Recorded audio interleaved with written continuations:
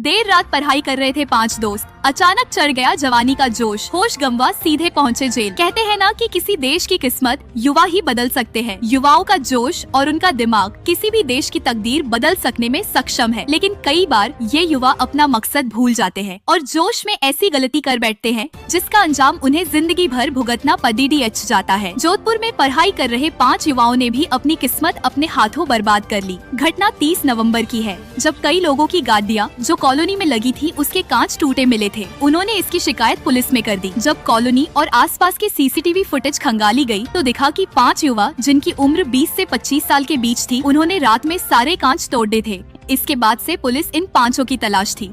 अब जाकर पुलिस ने सभी को धर दबोचा है।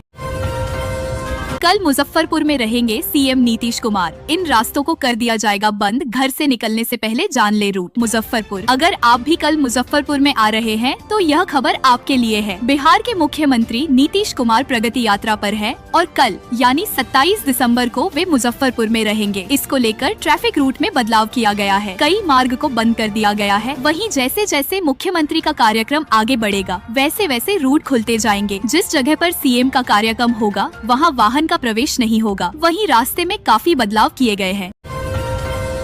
गृह मंत्री अमित शाह के निधन की अफवाह फैलाने पर बड़ा एक्शन। पुलिस ने ताबड़तोड़ दबिश देकर आरोपी को दबोचा। गृह मंत्री अमित शाह के निधन की झूठी खबर फैलाने पर गाजियाबाद पुलिस ने रिपोर्ट दर्ज की है। वायरल इन इंडिया नामक फेसबुक पेज पर यह भ्रामक पोस्ट शेयर की गई थी। भाजपा के वसुंधरा मंडल अध्यक्ष अनिल शर्मा की शिकायत पर कार्रवाई की गई है। पुलिस साइबर सेल की मदद से पोस्ट करने वाले को दबोच लिया है।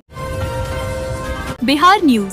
सीडीपीओ मैडम का खेल खत्म, कटिहार से लेकर पूर्णिया तक विवादों में घिरी अनिता कुमारी निलंबित। कटिहार जिले में गबन, अवैध वसूली और पद का दुरुपयोग करने के आरोप में बनमनखी की सीडीपीओ अनिता कुमारी को निलंबित कर दिया गया है। पूर्णिया की प्रभारी डीपीओ के रूप में भी कार्यरत अनिता कुमारी का कार्यकाल विवादों से घिरा रहा। बिहार के 14 जिलों में बारिश के आसार, शुक्रवार के लिए जारी हो गया टेंशन वाला अलर्ट। बिहार वेदर। बिहार में शुक्रवार से पश्चिमी विक्षोभ के सक्रिय होने की संभावना है। बिहार में बारिश होने से न्यूनतम तापमान में गिरावट आएगी। लोगों को अभी के मुकाबले ज्यादा ठंड का एहसास होगा।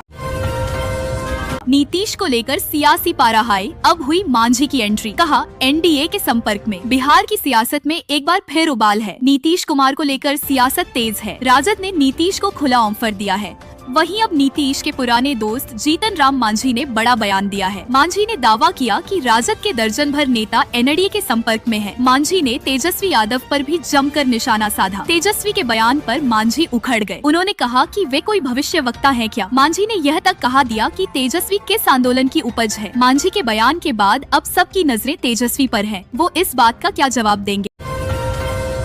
वकीलों ने किया बहिष्कार तो अपनी गाड़ी में ही लगाई कोर्ट। वाराणसी के इस ट्रेनी आईएएस के तेवर की जनता हुई मुरीद। वाराणसी में एक ट्रेनी आईएएस के अंदाज ने सबको हैरान कर दिया। एसडीएम सई आश्रित शाखमुरी ने वकीलों से विवाद के बाद कोर्ट रूम छोड़ अपनी गाड़ी में बैठ मुकदमों की सुनवाई की। गाड़ी में लगे लाउडस्पीकर से पुकार करवाई गई। यह दृश्य देखकर लोगों की भीड़ जुट गई और इसका वीडियो सोशल मीडिया पर तेजी से वायरल होने लगा।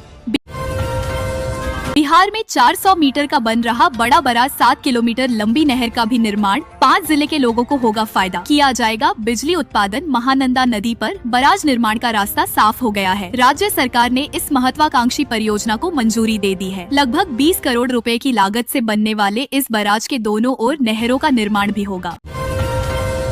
नए साल पर पटना की शाम होगी सुहानी, मरीन ड्राइव पर खास है इंतजाम। Happy new year 2025। पटना। नए साल पर पटना की शाम सुहानी होगी। नए साल पर आमजनों के लिए पिकनिक स्पॉट के रूप में 99 नंबर गंगा घाट को सजाया गया है। पटना नगर निगम ने पहली बार नए साल पर सांझा उत्सव मेले का आयोजन किया है। गंगा किनारे गुलाबी ठंड के बीच उत्साह की लहर एवं गीत संगीत के साथ लजीज व्यंजनों के साथ पटना की शाम सुहानी होने जा रही है। सांझा उत्सव 26 से 31 दिसंबर तक दीघा जेपी सेतु घाट पर आयोजित किया जा रहा है। इस मेले में शहर वासियों को बिहार की समृद्ध विरासत और विविधता का अनुभव होगा।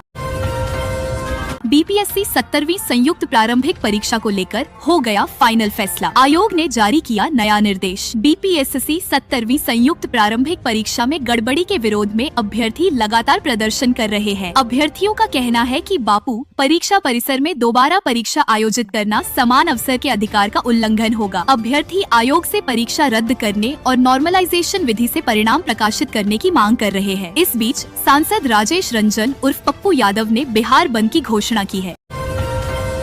स्मार्ट मीटर रिचार्ज नहीं कराने वालों के लिए आ गया नया फरमान। 2400 ग्राहकों की लिस्ट तैयार, एक्शन की तैयारी। स्मार्ट मीटर बिजली विभाग ने स्मार्ट मीटर रिचार्ज नहीं कराने वाले ग्राहकों के लिए सख्त कार्रवाई की घोषणा की है। अब अगर कोई ग्राहक अपना स्मार्ट मीटर रिचार्ज नहीं कराता है तो उसे बकाया राशि रिचार्ज की राशि और अर्थदंड देना होगा। यह कार्रवाई बिजली चोरी रोकने और बिजली विभाग के नुकसान को कम करने के लिए की जा रही है। क्या नीतीश कुमार के चेहरे पर सस्पेंस? बिहार चुनाव से पहले एनडीए में मनमुटाव की चर्चाएं। बिहार विधानसभा चुनाव में नीतीश कुमार एनडीए के प्रमुख उम्मीदवार होंगे। बीजेपी और जेडीयू ने स्पष्ट किया है कि उनके बीच कोई नाराजगी नहीं है। जेडीयू ने कई पोस्टर जारी कर नीतीश कुमार की महत्ता को दर्शाया है। आगामी चुनावों के लिए नीतीश कुमार जिलावार एनडीए की संयुक्त बैठक को भी संबोधित करेंगे। बीपीएससी अभ्यर्थियों पर लाठीचार्ज को लेकर भड़के सांसद सुदामा प्रसाद बोले, यह नीतीश सरकार की तानाशाही। आरा सांसद सुदामा प्रसाद ने बीएसएससी छात्रों पर लाठीचार्ज की निंदा की। उन्होंने इसे बीजेपी नीतीश सरकार का अहंकार बताया। सांसद ने दोषी अधिकारियों पर कार्रवाई की मांग की। उन्होंने सरकार से रोजगार पर ध्यान देने का आग्रह किया। महागठबंधन सरकार रोजगार पर फोकस करती थी, एनडीए सरकार ऐसा नहीं कर रही है। इससे छात्रों को नुकसान हो रहा है।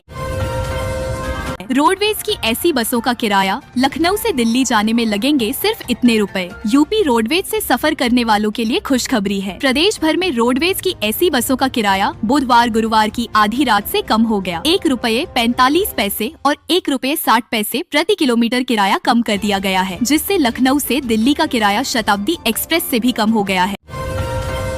भारत सरकार कल जारी करेगी 800 और 900 रुपए के सिक्के। नई दिल्ली, भारत सरकार 800 और 900 रुपए के सिक्के जारी करेगी। वित्त मंत्रालय ने गजट अधिसूचना जारी किया है। जैन धर्म संघ के 23वें तीर्थंकर भगवान पार्श्वनाथ के 2800वें जन्म कल्याणक और 2800वें निर्वाण कल्याणक पर सरकार 25 दिसंबर को 800 रुपए और 900 रुपए के विशेष स्मारक सिक्के जारी करेगी। यह सिक्के 40 ग्राम शुद्ध चांदी से बने होंगे। केंद्रीय वित्त मंत्रालय के आर्थिक कार्य विभाग ने गत 18 नवंबर को इन सिक्कों के संबंध में गजट अधिसूचना भी जारी कर दी है। अब 40 मिनट में मेरठ से पहुंचेंगे आनंद विहार दिल्ली। रैपिड रेल से यात्रा होगी और आसान।